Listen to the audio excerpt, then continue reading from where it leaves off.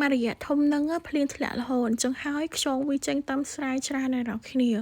ហើយនៅផ្សារវិញក៏អត់ខ្វះដែរចង់ញ៉ាំអីងាយស្រួលរកមែនតើព្រោះថាតូបណាក៏ឃើញគេមានលក់ច្រើនដែរខ្ញុំក៏ទិញ1គីឡូហ្នឹងយកវាមកអាំងញ៉ាំជាមួយទឹកត្រីកកុងនិយាយពីថាជាតិនោះជាតិអ្នកគ្នាបានក្តៅអញ្ចឹងដាក់ទឹកត្រីកកុងអាំងចូលក្នុងអញ្ចឹង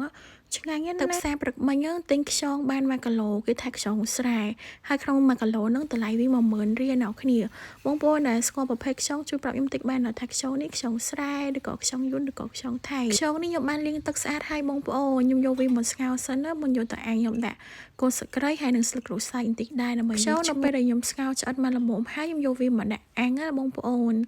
ដាក់អាំងលើក៏ច្រើនចេះមកឈ្ងុយឆ្ងាញ់ណាស់ដល់ពេលដែលវាឡើងពុះហើយបងប្អូនចាំមើលវាពុះសិននេះវាពុះក្រែកអញ្ចឹងខ្យងរបស់យើងនោះយើងអាចចាក់ចូលជាមួយនឹងត្រីកកុងបានហើយឃើញអាណាវាហើបមាត់ឬក៏វាពុះក្រែកអញ្ចឹងយើងយកទៅត្រីកកុងមកស្លាប់ព្រានោះចាក់ចូលអញ្ចឹងមកនោះត្រីកកុងនោះខ្ញុំដឹងតែបងប្អូនចេះធ្វើហើយរសជាតិយើងដាក់តាមចំណង់ចំណូលចិត្តមកបើសិនជាខ្ញុំចូលចិត្តញ៉ាំជូរប្រៃផ្អែមឲ្យហឹលដាក់ជាមួយខ្យងអញ្ចឹងវាអ្នកដែលចូលចិត្តញ៉ាំខ្យងអីគ្រាន់តែឃើញវីដេអូហ្នឹងក៏លេបទឹកមាត់ដែរនេះមើលតែប៉ុណ្្នឹងក៏តំណងដែរ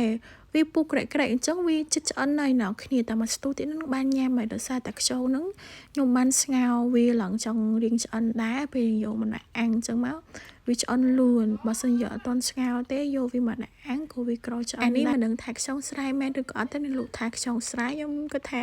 ស្រែតាមគេដែរព្រោះវាច្រើនទិញមកដល់ចាញ់បោកអ្នកលក់ហ្មងគាត់ចេះមើលឃើញថាខ្យងរបស់យើងហ្នឹងក៏វាឆ្អិនដែរបងប្អូនយើងចាប់វាដាក់ចានអញ្ចឹងមកយើងឆ្កោះវាចេះហើយខ្យងហ្នឹងខ្ញុំញ៉ាំតែក្បាលទេអាគូតអីវាហ្នឹងខ្ញុំអត់ញ៉ាំទេមុននឹងយើងញ៉ាំមកយើងហត់ទឹកអានៅមាត់វាសិនណាបងប្អូនអាកន្លែងទៅហ្នឹងឆ្ងាញ់ណាស់ទឹកហ្នឹងជាតិហ្មងហើយយើងឆ្កោះយកតែក្បាលវាញ៉ាំអញ្ចឹងមកនេះអូយឆ្ងាញ់ណាស់ហុយក្តៅអញ្ចឹងហើយខ្យងដែលសល់ទាំងប្រមាណហ្នឹងបងប្អូនយកវាទៅដាក់អាំងទៅពេលដែលវាពុះក្រែកហើយបងប្អូនចាក់ទៅត្រីកកុងចូលនឹងមក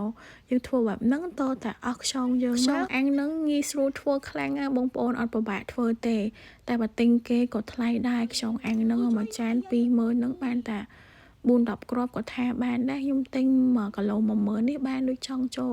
30គ្រាប់ដែរនៅគ្នា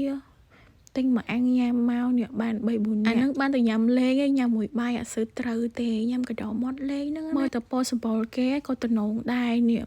អាទឹកអញ្ចឹងអ្នកគ្នាលោកហត់មកឆ្ងាញ់ណាស់ហត់ហើយចាំយើងចាក់ញ៉ាំសាច់វាហ្នឹងឲ្យជាតិមកយើងអាំងតែប៉ុណ្្នឹងបាក់ចឹកទឹកត្រីកកុងទៀតក៏បានដែរវាឆ្ងាញ់ស្រាប់ហើយអ្នកដែលចូលចិត្តញ៉ាំខ្យងអីអាចសាកយកទៅរៀនធ្វើបានដឹងឲ្យឆ្ងាញ់ហើយងាយស្រួលធ្វើខ្លាំងអត់បបាក់តែខ្យងហ្នឹងបងប្អូនកុំសូវញ៉ាំច្រើនពេលព្រោះពួកខ្យងអញ្ចឹងញ៉ាំច្រើន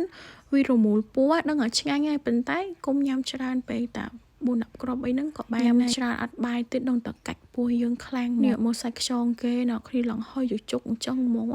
នឹងផ្អែមឆ្ងាញ់ហ្មងស្វិតឆ្ងាញ់ហ្មងបងប្អូនក៏អាចសាកយកទៅរៀនធ្វើនៅផ្ទះខ្លួនឯងបានដែរណាអរគុណច្រើនបងប្អូនបាយបាយជម្រាបលា